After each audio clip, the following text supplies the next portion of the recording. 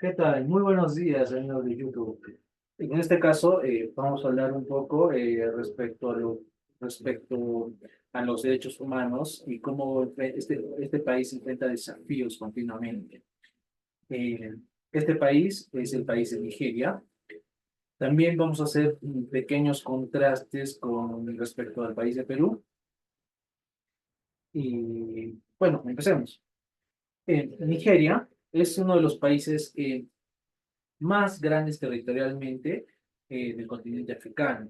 También es uno de los países que tiene una densidad poblacional de 229 millones de habitantes. Aquí podemos ver una pequeña diferencia con lo que respecta a Perú, que Perú tiene una población de tan solo 33 millones de habitantes, como que llegando a los 34, ¿no?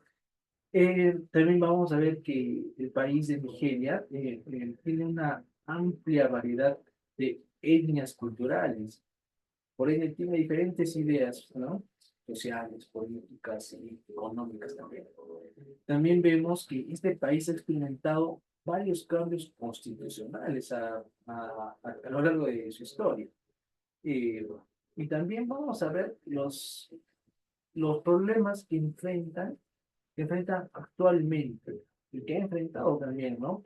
Con respecto a lo que son los derechos humanos, la corrupción y los diferentes conflictos sociales que se han ido formando en este país.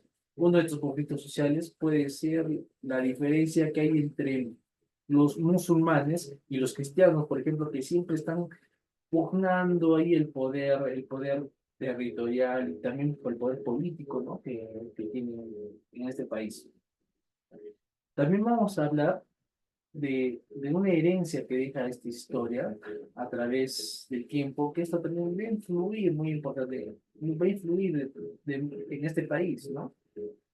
Entonces, es importante conocer estos aspectos históricos, sociales, culturales, para ver cómo ha ido evolucionando todo esto con respecto a los derechos humanos y vamos a ver si en realidad se cumplen o no se cumplen en este país. Vamos a empezar con una breve reseña histórica, indicando que este país antiguamente habían bastantes reinos, ¿no? Uno de estos reinos era el reino de Benín, que estaba acá en este país. Entonces, estos comerciaban con los portugueses, había un comercio de esclavos. Luego, en el siglo XVIII, van a llegar los británicos, van a desplazar a los portugueses. Por otro lado, pasando el tiempo, van a llegar, el cristianismo va a ser también fuerza en este aspecto y va a crear un plan contra la esclavitud. A pasar del tiempo, vamos a ver de que cómo esta fuerza, estas ideas de independencia iniciada por el cristianismo va a llegar a dar frutos y se va a hacer mucho más fuerte, ¿no? Y van a lograr su independencia en 1960, ¿no? Esto más que todo dirigido por los pueblos del norte, donde están más que todo los musulmanes. Y aquí podemos hacer un pequeño análisis con un principio de igualdad que tenemos en los derechos humanos, porque en la actualidad no se cumple esto, ¿no? Les pongo un ejemplo respecto a esto. Por ejemplo, los musulmanes son los que han dirigido, ¿no?, esta independencia, ¿no? Y por ende han tomado fuerza en estos pueblos, que ellos son los que actualmente ponen a los jueces del tribunal, tienen su tribunal, ahí, el tribunal musulmán. Entonces, a este tribunal no pueden entrar los cristianos, por más que sean eh, ciudadanos del mismo país. Entonces, ahí se percibe que hay una desigualdad y una discriminación religiosa, cultural. Bueno, para no irnos tan lejos, en 1960 este país va a lograr su independencia. Entonces, en 1963 este país va a tener su primer presidente. Y en 1996, pasando tan solo 3 años, este presidente es derrocado a través de un golpe de Estado por el general Aguirre. Y ese mismo año pasa otro golpe militar por el general Yacabu, porque lo asesina a Wii por tener el poder, ¿no? Y este nuevo presidente promete mm, una mejor democracia, es algo más populista, ¿no? Y vamos a ver que en 1983 ocurre otro golpe de Estado. Con respecto a lo que este presidente había prometido, se dice que es el fin de la democracia. Bueno, el fin de la democracia entre comillas, ¿no? Porque tampoco nunca no se logró este punto, este objetivo que tenía este presidente anterior. Y así se fue pasando de golpes de Estado, ¿no? Y en 1995 pasa un caso muy importante, muy emblemático para este país. En 1995, el dictador Sani Abacha ejecuta 9 personas. Y entre estas personas se encontraba al activista Ken Saro-Wiwa. Que vamos a hablar de este caso, vamos a hablar de este caso, ¿no? Y vamos a ver que en 1998 se transforma, esto se dice que se transforma en una, bueno, más que todo se transforma, vamos a ver que este país como que regresa así la democracia, o toma una democracia de verdad, porque en 1998 se elige el primer presidente democráticamente, legítimamente, ya que en el tiempo anterior decían no, no, que había fraude, había muchas controversias, muchos problemas respecto a que cómo llegaban a la presidencia. Ahora, ahora, el 29 de mayo, el general Olusegun declara, ¿no? que este 29 de mayo va a ser conmemorado como el Día de la Democracia. Mientras que el 12 de junio del 2018, el general Muhammadu va a indicar que se va a cambiar la fecha, ¿no? Ya no va a ser el 29 de mayo, sino el 12 de junio, por las elecciones que hubo en el 93, ya que hubo un golpe de Estado también que fue muy sangrero, murieron bastantes personas. Entonces, en memoria de ese suceso, dicen, no, ya no va a ser el 12 de mayo, sino el 12 de junio. Eh, Respecto al caso emblemático de Ken Saro-Wiwa, que fue un activista que formó un movimiento pacifista en contra de los derechos que vulneraba la empresa Shell, ¿no? Porque este país económicamente o una de sus fuentes más importantes económicas es el petróleo. Entonces, una de las empresas más importantes es la empresa Shell, que, que explota estos recursos, pero a su vez también contamina. Entonces, este activista fue en contra de estas actividades que contaminan el medio ambiente y en sí a esta comunidad agónica. Eh, Ahora, eh, en 1995, este activista es sentenciado a muerte por el dictador, por el dictador Sani Abacha, ¿no? Entonces, en 1995, como este es sentenciado a muerte, esto genera gran polémica. Y todo esta actividad que comentaba este señor Ken Saro-Wiwa llega a niveles internacionales, ¿no? Entonces, el 10 de noviembre se da esta ejecución y ejecutan a estas 9 personas, ¿no? Calificándolo de una farsa, de que todo este juicio ha sido una farsa, de que es algo ilegítimo, ¿sí? A pesar de que Nigeria está inscrito a diferentes tratados internacionales que respetan los derechos humanos. Eh, Ahora no fue así hasta febrero del 2021, donde por fin se logra, se puede decir, un poco de justicia, porque Amnistía Internacional del Reino Unido falla a favor de las comunidades Ogale y Bili, las cuales se comprometen en indemnizar a estas comunidades y y a hacer limpieza de todo lo que habían causado, ¿no? De toda esta contaminación ambiental que habían causado. Y ahora, respecto a esta sentencia, también da surgimiento porque esta sentencia puede ser usada, ¿no? Para posteriormente, para que las comunidades eh, eh, tengan este fallo a su favor, ¿no? Para que puedan reclamar su justicia. Ahora, respecto a los desafíos actuales que presenta este país, por ejemplo, tenemos muchos casos que han pasado respecto a a las Fuerzas Armadas, a la policía, que usa un exceso de fuerza respecto a los pobladores, o no les gusta las protestas y los matan, los reprimen, los coaccionan, los amenazan de muerte a los pobladores nigerianos, así. Ahora, podemos indicar de que realmente se cumplen, se respetan, se garantizan estos derechos humanos en este país.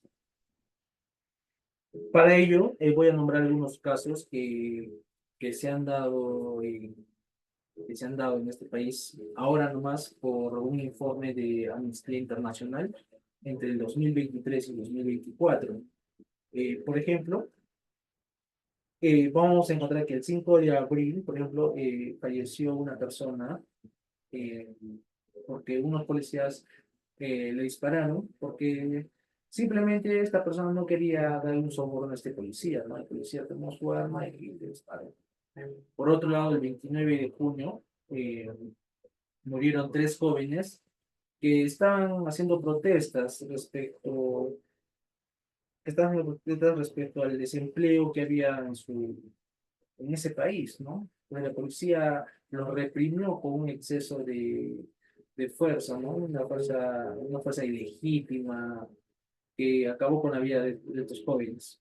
Ahora, el 19 de julio, por ejemplo, se filtró un memorándum del gobierno en donde se decía que el gobierno tenía algo de 113 cuerpos 113 cuerpos de los manifestantes que habían hecho sus protestas en contra de este gobierno que los reprimía, de la policía tan abusiva que era, ¿no? Que es el movimiento SARS, ¿no? Entonces, este memorándum lo que decía es de que el gobierno tenía estos 113 cuerpos y los quería enterrar, sí, o sea, secretamente. Entonces, a medida de que, en consecuencia de este documento que se filtró, el gobierno dijo, no, ya no los enterramos así. Y dio a conocer públicamente y se enterraron los cuerpos. Eh, Se devolvieron los cuerpos de nuestros familiares. Ahora también podemos decir, hay otro caso del 6 de septiembre, por ejemplo, donde también por toda la fuerza de la policía es muy abusiva, ¿no? Y también hay jóvenes que estaban protestando, jóvenes estudiantes que estaban protestando porque habían subido las matrículas.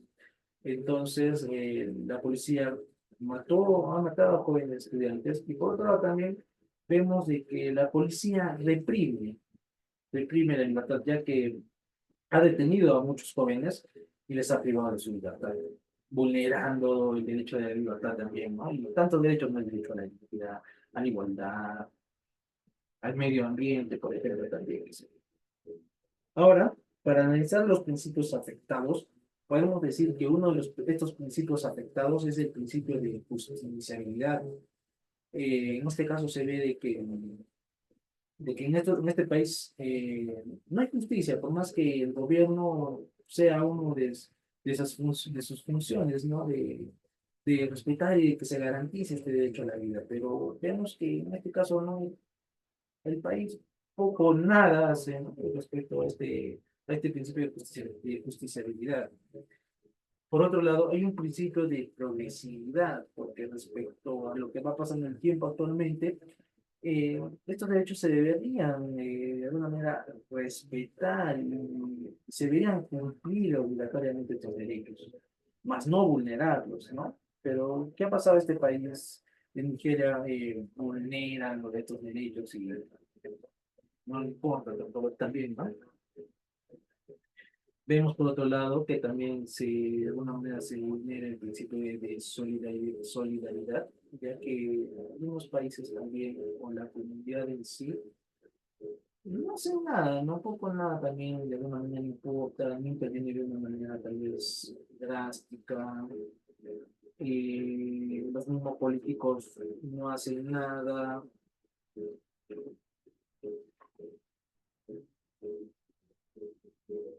Ahora, se sabe también de que hay ciertas cláusulas respecto a los tratados de derechos humanos, por ejemplo, está el Pacto Sum Servanda, en donde indica de que estos tratados se firman para ser cumplidos y no vulnerados como lo hace el país de Nigeria. Eh, por otro lado, vamos a ver que tenemos entre los derechos más vulnerados, que evidentemente son el derecho a la vida, ya que este gobierno no respeta, ¿no? No respeta el derecho a la vida. Este gobierno está coludido con las Fuerzas Armadas hacen un abuso excesivo de ese poder que tienen respecto a los pobladores, a los ciudadanos nigerianos.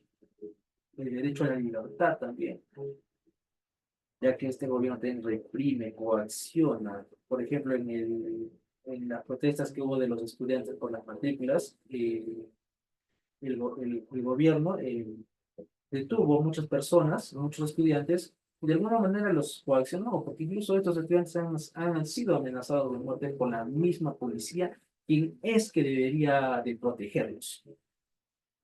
También está el derecho fundamental al medio ambiente, ya que las personas que viven en el delta del Níger justamente viven de eso, ¿no? De la pesca, de la agricultura, y vemos cómo estas empresas petroleras, formales y también informales, como que contaminan sus ríos y todo al libre albedrío, ¿no? Y los que más se benefician son en sí las personas que están los burócratas que están en el gobierno, que no hacen nada y hacen de la vista gorda todo esto. Ahora vamos a ver también respecto a una crítica ya que en sí esto debería ser responsabilidad del Estado, porque el Estado es quien primeramente debería de garantizar y respetar estos derechos de sus ciudadanos, pero no lo hace, no lo hace. También vamos a ver, ¿no? Como hemos dicho, que hay una amplia gama de corrupción en este país, así como en el Perú. Pero acá hay algo gran controvertido, por más que en ese país haya corrupción, eh, según el informe mundial, se indica que el índice de percepción de corrupción en ese país es de 24, que es muchísimo, 24. O sea, se puede decir que el país cree que no, el país de Nigeria cree que no hay democracia. Pero en Perú tenemos un puntaje de 36 contra 24 que tiene Nigeria. Entonces acá suena algo como que pasa lo mismo, ¿no? Acá también igual, no sé si recuerdan la- la- las protestas que hubo el año pasado, donde murieron también muchas personas, algo de 56 personas, y el gobierno no hace nada, se hace la vista ahora, no respeta tampoco los derechos humanos, ¿no? Eh, Ahora, respecto al, al índice de desarrollo humano, eh, el Perú se encuentra en el puesto 84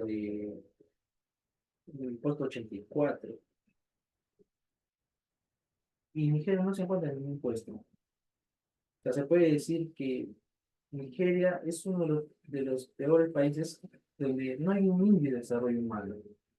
Y también, por otro lado, los empresarios no quieren invertir, tiene una baja tasa en el sentido de hacer negocio, de querer hacer negocio. Eh, ya que este país se encuentra en el puesto 146, el Perú está en el puesto 76. Eh, hay bastantes brechas que podemos decir que son, que es una similitud con lo que pasa en Nigeria y lo que pasó en el Perú, o está pasando en el Perú también, ¿no? Claro, podemos decir que Perú es un poco mejor, ¿no? Pero eso no quita de que no se vulneren los derechos o que no se respeten estos principios de los derechos humanos. En conclusión, bueno, voy a indicar desde mi punto de vista que en Nigeria no se respetan los derechos humanos a pesar de que hayan estos tratados internacionales. En teoría, esto es un rol del gobierno que debería optimizar esto, pero en la práctica no lo hace, no lo hace y poco nada le importa, ¿no? Ahora, podemos decir que el país entero, o sea, no es el único país también que vulnera estos derechos o que está en este famo de la corrupción, sino también es el Perú, como ya le indicamos, ¿no? Y acá en Perú tenemos una más alta percepción de corrupción. Ahora, por otro lado, está también la Organización de las Naciones Unidas, en donde no hacen nada, ¿no? Y aparenta más que todo estar a favor de los grandes países o de los países que la conforman en sí, ¿no? Porque acá debería haber una intervención internacional en sí. Bueno, eso sería en conclusión, ¿no? En conclusión, para mí no se respetan los derechos humanos en sí y los organismos internacionales tampoco no hacen mucho que digamos, ¿no? Bueno, esto sería todo, amigos, y hasta la próxima. Gracias.